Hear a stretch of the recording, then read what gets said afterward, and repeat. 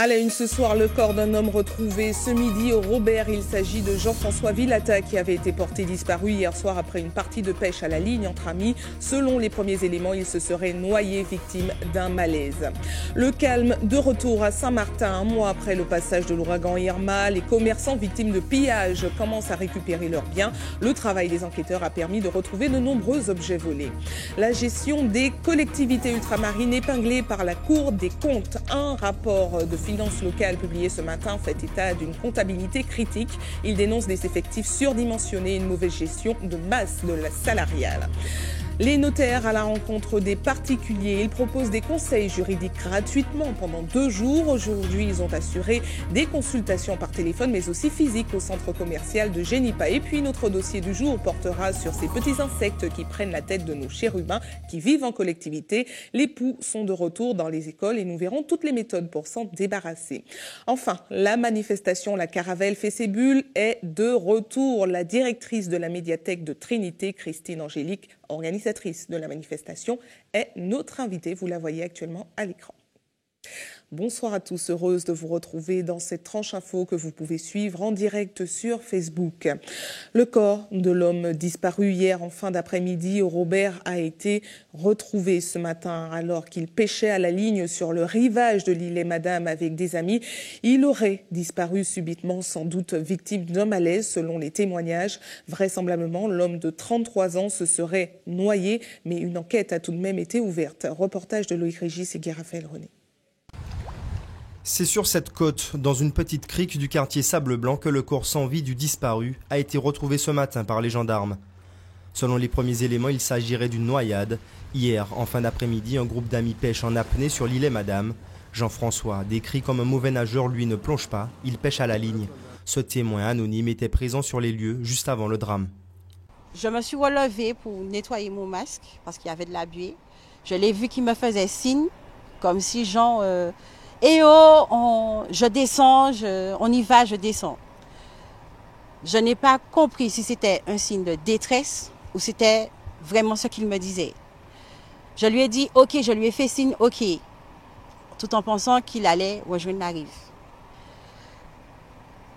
Quand je suis replongée, je me suis remise à l'eau, je me suis relevée, je n'ai plus revu Jeff.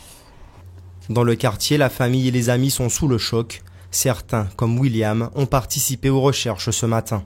Ce matin, on s'est tous réveillés très tôt.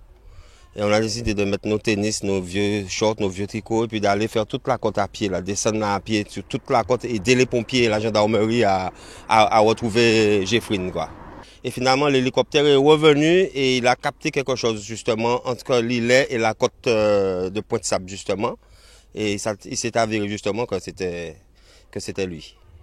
Une autopsie devrait être pratiquée sur le corps de la victime pour connaître les circonstances exactes de la disparition. Le jeune homme, originaire du Lamentin, laisse derrière lui 2 enfants. En bref, une jeune gendarme adjointe volontaire a été placée en détention, soupçonnée d'avoir facilité un trafic de stupéfiants. Elle aurait divulgué des informations confidentielles. Une enquête interne a mené à sa mise en examen pour violation du secret professionnel. La jeune gendarme est incarcérée depuis plusieurs jours et les investigations se poursuivent. Du nouveau au sujet de l'affaire du décès du plongeur touché mortellement par un bateau à moteur le 10 septembre dernier aux Anses d'Arlay. Un homme a été mis en examen pour homicide involontaire. L'accusé avait déjà été entendu juste après les faits avant d'être remis en liberté. Il a de nouveau été convoqué par le juge en charge du dossier hier et a donc été mis en examen. Affaire à suivre. Au chapitre social, le personnel de la MEP Rénal Sarcus tire la sonnette d'alarme. Depuis leur entrée en septembre dernier, leurs élèves de la section cuisine et pâtisserie sont privés d'enseignement pratique à cause de locaux et de matériel dégradé.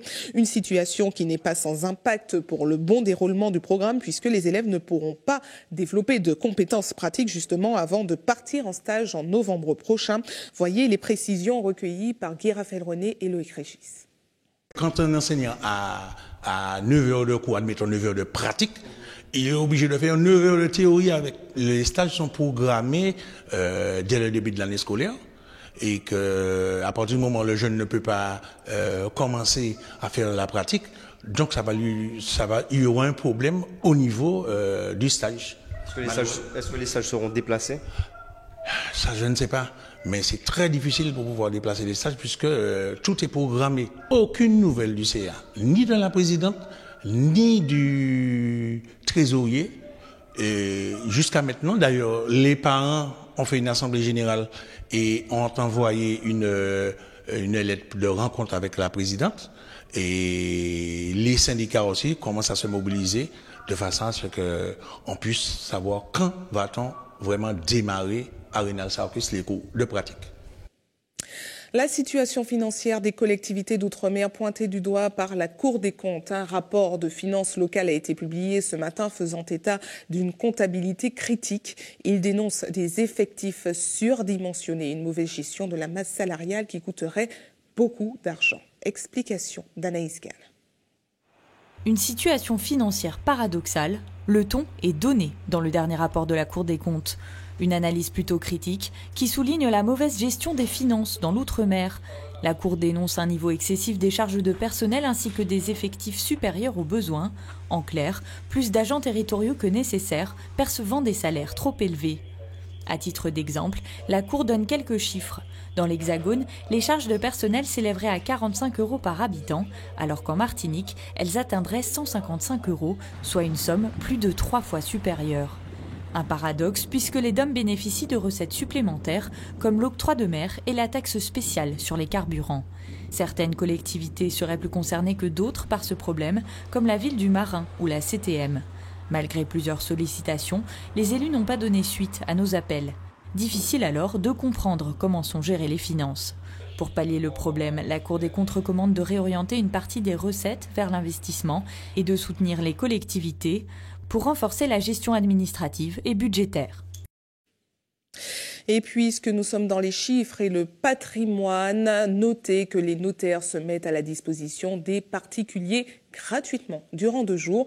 Les premières consultations ont été proposées aujourd'hui par téléphone et physiquement au centre commercial Génipa à Ducos. Loïc Régis et Guy Raphaël Rognier se sont rendus sur place. Regardez.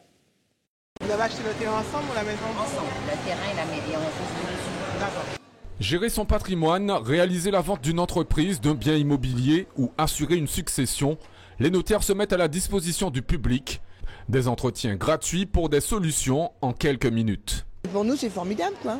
On peut poser toutes les questions qu'on veut et on a les réponses, mais surtout la manière de procéder pour arriver à ce qu'on veut, quoi. On a l'impression d'être un peu plus libre, de pouvoir parler et de ne pas être pris par le temps étant de l'argent. Donc, bon. Certains problèmes que j'ai dans difficultés dans la famille, que j'essaie de régler par tous les moyens possibles. Et ça m'a amené à avoir le notaire, des avocats, pour justifier, chercher mes droits. Depuis de nombreuses années, les notaires quittent leurs études pour se rendre plus accessibles. Et lors de cette 38e édition, la problématique la plus fréquente reste celle de l'indivision. C'est vrai que malheureusement, beaucoup de successions ne sont pas réglées. J'estime que c'est une culture quasiment chez nous de ne pas régler les successions en temps et en heure. Je ne sais pas si parce qu'il y en a un qui m'a dit oui mais bon je ne veux pas qu'on pense que, excusez-moi l'expression, je suis un rapace. Mais ce n'est pas le cas. Régler une succession en temps et en heure, c'est éviter les problèmes à ses enfants, éviter tous ces problèmes de division qu'on rencontre avec des successions infaisables et des biens qui se dégradent.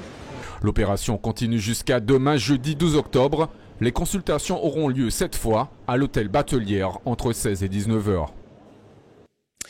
Restez avec nous à suivre dans un instant. Nous parlerons sport avec la demi-finale de la Coupe de France Zone Martinique qui s'est disputée hier soir au Saint-Esprit. Un match remporté par le Golden Lion face au Racing Club de Rivière-Pilote, 1-0. Et puis, dans notre JT des communes, nous parlerons de la doyenne du carnaval qui nous a quittés cet après-midi au CHU de Fort-de-France. Nous reviendrons sur sa joie de vivre. Mais avant, parlons de ces petites bêtes qui prennent la tête de nombreux parents d'élèves chaque année. Les poux sont de retour dans les écoles, des insectes qui adorent les climats chauds et humides comme chez nous et qui parasitent la tête de 85% des écoliers au moins une fois dans leur vie. Alors, quelles sont les solutions pour les éradiquer? Y a-t-il des moyens pour s'en protéger? C'est notre dossier du jour et il est signé Alizé Lutran et Guy Raphaël René. Ils ne sont pas plus gros qu'une tête d'épingle et pourtant les poux nous font nous arracher les cheveux. Leur cible préférée, la tête des enfants entre 3 et 11 ans. Chez nous, chaque année, 30% en attrapent. Il faut vérifier les cheveux tout le temps. Mais si vous pouvez faire le shampoing chez vous pour votre enfant, et puis à l'école, les enfants sont négligés, et puis voilà, ça part comme ça. Hein. Je crains les poux énormément. Et la façon dont je pense on peut l'éradiquer, à mon sens, c'est j'ai des garçons, donc je pense que je les couperai les cheveux. Je vais à la pharmacie, je prends le shampoing qu'il faut et puis c'est tout. Les poux prolifèrent davantage en milieu chaud et humide. Autant dire que la Martinique est un terrain de jeu idéal. Pour lutter contre le fléau, de nouvelles solutions font leur apparition chez nous. Dernière en date, un appareil venu tout droit des États-Unis. Une solution radicale et qui ne sent pas mauvais.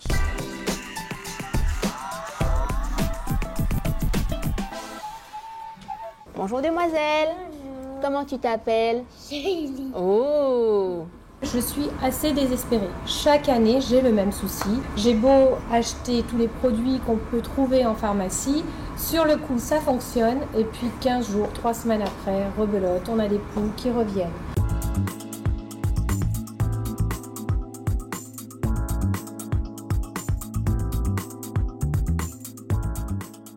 On va déshydrater, faire que le pou meure par asphyxie. L'appareil il va permettre de débiter de la chaleur à 56 degrés. L'appareil va déshydrater les poux et les lentes, ce qui va nous permettre et nous faciliter l'élentage et l'enlèvement des poux. Un pou peut vivre jusqu'à 1 mois et pond en moyenne 150 œufs par jour. Il existe beaucoup de produits sur le marché pour les éliminer, mais c'est aussi un véritable casse-tête pour trouver celui qui sera efficace à long terme.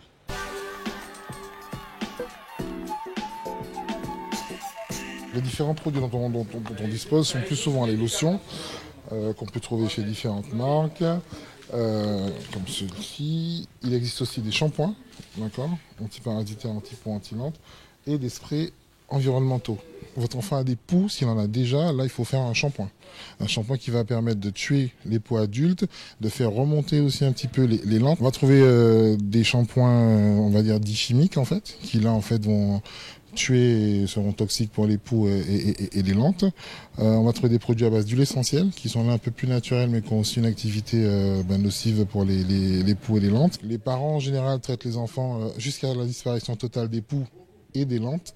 Et l'ordre de prix, on est dans une fourchette de 10 à 20 euros. Et pour ceux qui préfèrent les solutions plus naturelles, restent les remèdes de grand-mère. Il te faut des oranges sûres. Quand tu passes dans la tête de l'enfant la veille, et tu attaches sa tête. Et on doit mettre, tu fais un shampoing pour lui. Ou tu mets des écorces de bois blanc attrapées dans du rhum. Et tu passes dans ses cheveux et tu attaches sa tête. Et puis tu fais un shampoing demain pour elle. À chacun son remède donc, mais une chose est sûre, avec autant de solutions, vous n'aurez plus à vous chercher de poux dans la tête. Direction Saint-Martin qui se remet doucement du passage de l'ouragan Irma. Les commerçants victimes de pillages commencent à récupérer leurs biens grâce au travail des enquêteurs qui a permis de retrouver de nombreux objets volés. Une centaine de personnes a été arrêtées et 11 placées en détention pour les faits les plus graves. Reportage de Jean-Marc Dabreux et Michelet François. Voici le fruit du travail des enquêteurs de la brigade de recherche de Saint-Martin. 150 mètres cubes d'objets et de produits pillés. Valeur marchande estimée, des centaines de milliers d'euros.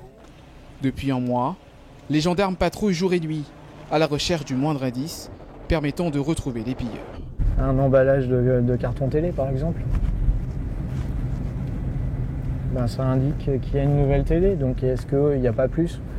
Les vidéos des faits largement diffusées sur Internet constituent une mine d'or pour les forces de l'ordre. Ça vous donne des éléments. Face à cette criminalité peu ordinaire, le système judiciaire a dû s'organiser. La réponse pénale, ça a été la fermeté pour les faits les plus graves, puisqu'on a 11 personnes qui ont été incarcérées dans ce cadre-là. Ça a été des convocations en justice qui ont été délivrées pour les faits de gravité moyenne, et puis des alternatives aux poursuites pour une quarantaine de personnes qui effectueront des travaux d'utilité collective, de nettoyage et de remise en état de l'île au profit de la collectivité de Saint-Martin. D'autres enquêtes sont toujours en cours. Quotidiennement, de nouvelles saisies sont opérées. On mènera autant d'opérations que nécessaire, autant de perquisitions que nécessaire, et jusqu'à ce qu'on épuise l'intégralité de nos saisines. Les denrées périssables ont été données à des associations. Les autres objets de valeur attendent leurs propriétaires dans ce hangar bien gardé.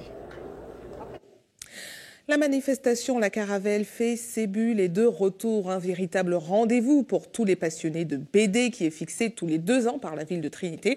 Pour parler de la programmation, nous recevons ce soir la directrice de la médiathèque de Trinité, Christine Angélique. Bonsoir. Bonsoir. Merci à vous d'avoir accepté notre invitation.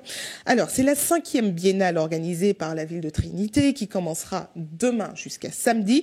Alors, vu que la BD séduit petits et grands, il y a une programmation pour tout le monde. Dites-nous en plus déjà. Donc, effectivement, une programmation multipublique. Donc, pour les tout petits, avec des initiations, des sensibilisations donc, au dessin et à la bande dessinée.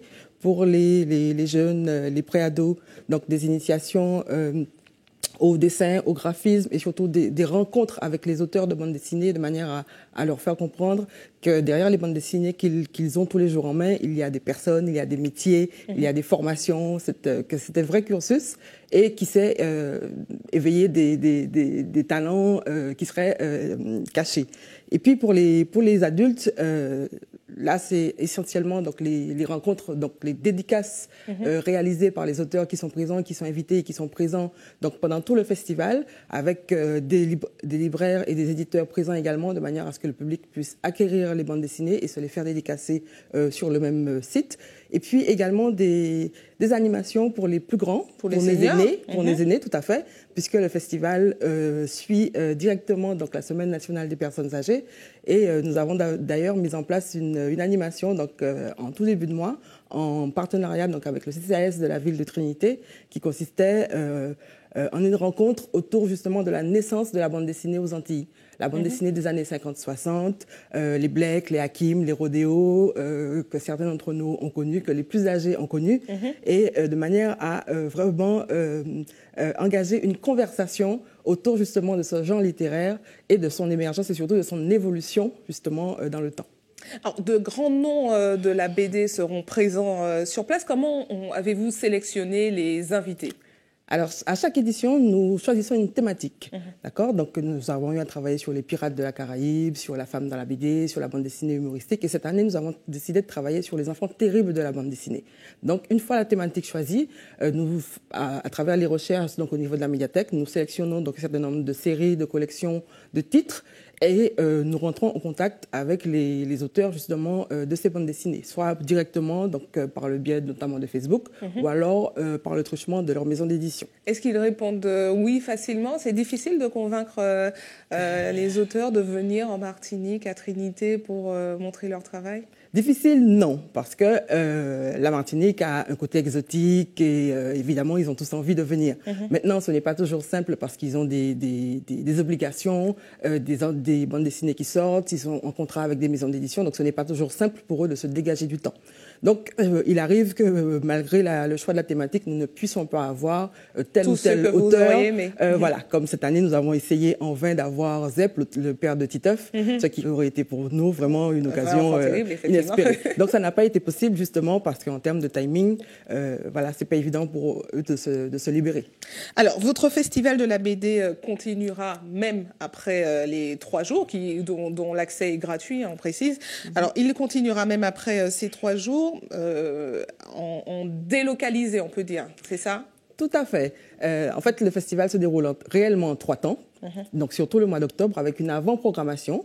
D'accord. Donc, nous avons eu des choses à Casabule, notamment, le festival, et puis la pré-festival, ce que nous appelons la pré-festival, qui consiste en des animations dans les bibliothèques du nord de la Martinique. Pourquoi ? Parce que la médiathèque de la Trinité appartient au réseau des bibliothèques du nord de la Martinique, intitulé Nord Médiathèque 972, mise en place par la communauté d'agglomération Cap-Nord. Donc, à ce titre, la manifestation donc, est intercommunale, est à dimension intercommunale, et ça se traduit donc par des animations dans les bibliothèques de certaines communes du territoire nord.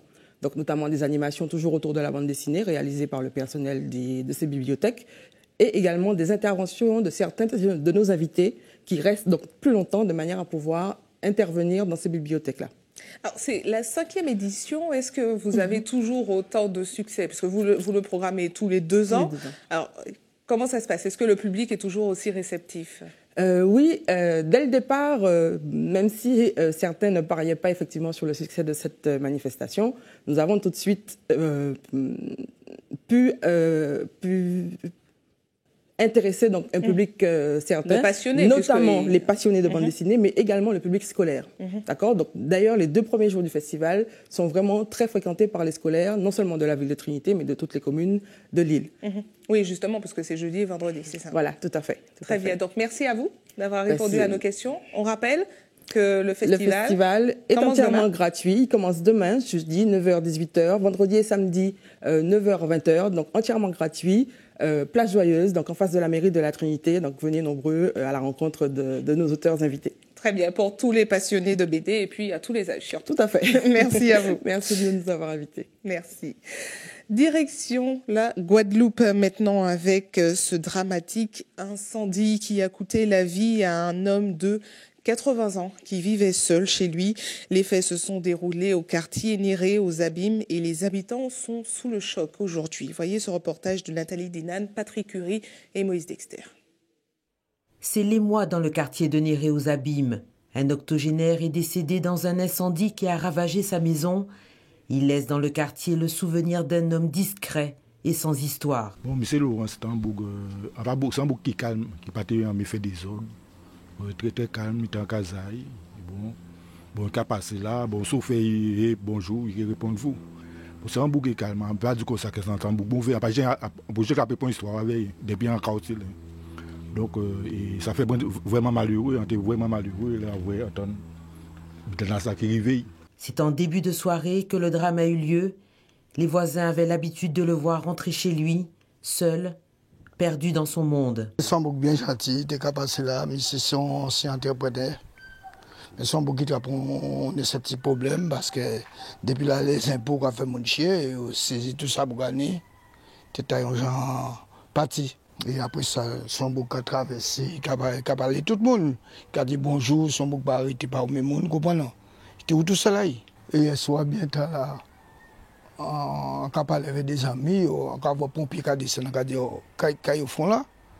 Il a dit c'est super loin qu'il doit en gaz là, il brûle, calciné en gaz là. Et hier à présent, en vrai, monsieur l'a passé vers peut-être 18h, il a un film là qui a commencé à 18h, à peu près 18h à peu près. Il descend, pour nous à peine 15 minutes, on regarde les pompiers qui ont passé. Mais on ne peut pas dire que c'est monsieur, je ne comprends pas si c'est pour monsieur là. Moi, là même, on ne peut pas dire que c'est passé. Tout pompier, l'ambulance, la loi et les policiers descendent là, mais nous là, nous ne pouvons pas dire que c'est c'est là, après, longtemps après même, ni des pompiers qui déjà jouent parti, des voitures pompiers qui déjà jouent parti, c'est là, ça, monsieur différent en casé. Une enquête a été ouverte afin de déterminer les circonstances exactes de ce drame. Place au sport avec la demi-finale de la Coupe de France Zone Martinique qui s'est disputée hier soir au Saint-Esprit. Le Golden Lion s'est opposé au Racing Club de Rivière-Pilote. Un match très engagé, entaché par de nombreuses fautes, mais c'est le Golden Lion qui est sorti vainqueur sur un score d'1-0. Récit du match de José Le Chartier. C'est au prix d'une belle confrontation que le Golden Lion en jaune s'est qualifié dans le groupe A pour la finale de la Coupe de France Zone Martinique. La première mi-temps est très engagée, mais l'avantage est à mettre à l'actif des hommes de Julien Certain. Ils dominent leur adversaire de la tête et des épaules, mais ne parviennent pas à concrétiser. Boriel manque ce centre de Catherine.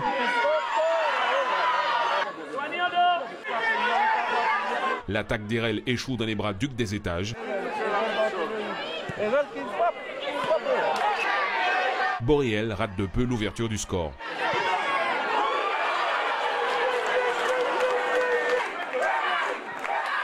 Sur ce tacle bien engagé de Romario Bartelleri, l'arbitre siffle la faute, mais sa décision est fortement contestée.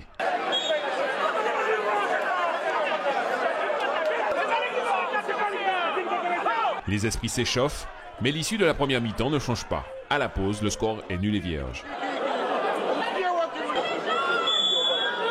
Au retour des vestiaires, la physionomie du match ne change pas. Les deux équipes proposent des occasions qui ne trouvent pas le cadre.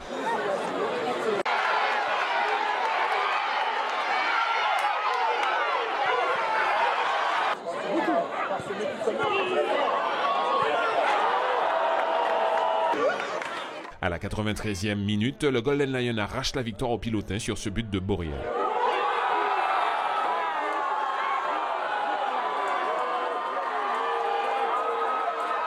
On avait que seul objectif, de toute façon, c'est la qualification.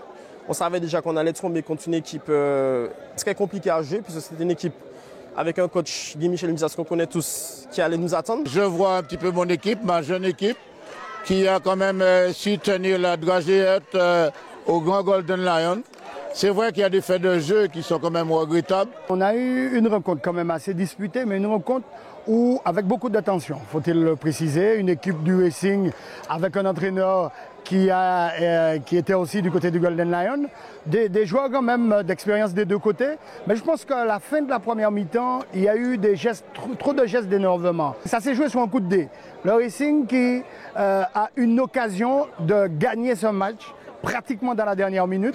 Le joueur, l'attaquant, bute sur le portier. Et puis dans la contre-attaque, ça a été très rapide. Vous savez, le ballon passe par Porcemin. Et puis après, ça va en corner et ça termine sur la tête de qui? Un qui a l'habitude de marquer, Borriel. Je crois que c'est l'expérience qui a prévalu du côté du Golden Lion. Dans l'autre demi-finale, le club franciscain s'est qualifié dans le groupe B face au New Star sur le score de 3-0. Ce soir 20h, dans le groupe A, le Good Luck sera opposé à l'UJ Monero. À l'issue, nous connaîtrons l'adversaire du Golden Lion. Dans l'autre groupe, toujours à 20h, club Colonial Aiglon, le match phare de la soirée. Le vainqueur affrontera le club franciscain. Allez, place tout de suite à notre JT des communes.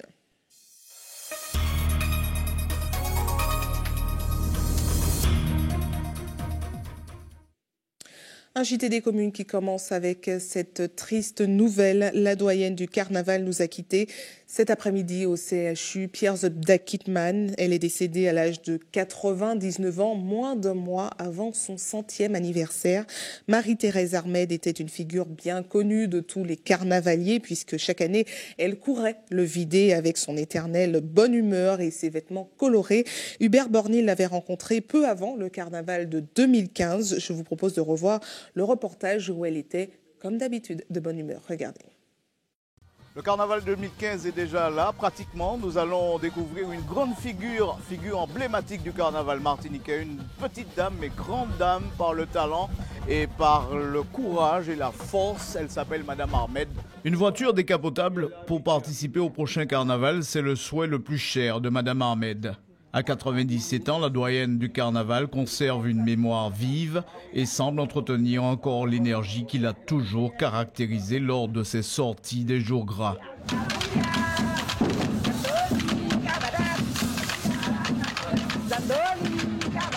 Je me défoule, je suis gai, je me distrais.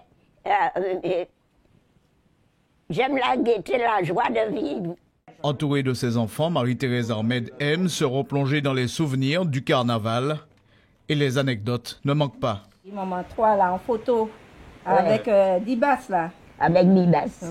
Bibas avait mis une reine et c'est moi qu'on admirait. Parce qu'elle me dit elle a pris la peine de citer une reine et puis tout le monde s'occupe de moi. La petite dame force ainsi l'admiration de ses proches. Quel tempérament. Elle était jeune. Il a dit que maman, il a dit les gens sac. On tombe même pas. Ça, c'est le gars à côté de moi. Les gens sac. Et puis, il a été soulier. Alors, en tant que c'était un peu misé pour lui. Et à sous la gelée maintenant, au Koweït, puis il y a 10 ans. Pendant longtemps, elle a été membre du groupe Comité Bibas. Ensuite, on l'a remarqué devant le groupe Plastic System Band, mais ce qu'elle aime par-dessus tout, c'est se faire photographier et filmer lors des défilés. Je danse comme ça au milieu de la foule. Mais aussitôt quand j'ai vu les caméras comme vous, alors je suis sortie de la... Et puis, parce qu'il faut souvent que je lui remette à son âge pour lui dire maman, tu vas trop vite. Ralentis un peu. Maman, tu n'es plus toute jeune. Il faut la canaliser. Votre physionomie me plaît alors. Vous êtes costaud. Elle a les yeux pour voir, elle voit bien. Éveillé. Éveillé, costaud. Je n'aime pas ce qui est terre à terre. Toujours plus haut, c'est ma devise. Vous avez un joli sourire. Voilà, donc alors Madame Ahmed, merci de nous avoir accueillis. Hein, et puis on te souhaite un bon carnaval cette année. Hein. Oui. Voilà. Ben voilà, Madame Ahmed, 97 ans. Si tu es présent à côté de moi, je serai Ravi. fière. Et moi, je serais ravi d'accompagner la reine. Aïe, aïe, aïe. Voilà, bon voyage à Mamie Ahmed. Quelques informations pratiques avant de refermer cette édition. Notez que des travaux de réaménagement du réseau d'eau pluviale ont commencé sur la RN2, proche de la distillerie Naisson au Carbet, et s'étaleront sur une période de 20 jours. Pendant toute la durée du chantier, la circulation sera réduite à une voie dans le sens du sud vers le nord. De manière exceptionnelle, des coupures temporaires de jour pourront être réalisées, n'excédant pas 15 minutes pendant toute la durée des travaux. Information maintenant pour ceux qui souhaitent faire un don de sang demain. Notez qu'un camion de l'EFS sera stationné de 8h à 13h sur la place du marché du Marin face au front de mer. Et puis comme chaque jour ouvré, une équipe sera également à votre disposition de 9h à 16h à la maison du don au CHU Pierre Zobda-Kittmann au quartier La Ménard à Fort-de-France. Et c'est la fin de votre journal local et régional. Mais ne bougez pas, la tranche info continue. On se retrouve juste après avec Antje Peya. À tout de suite.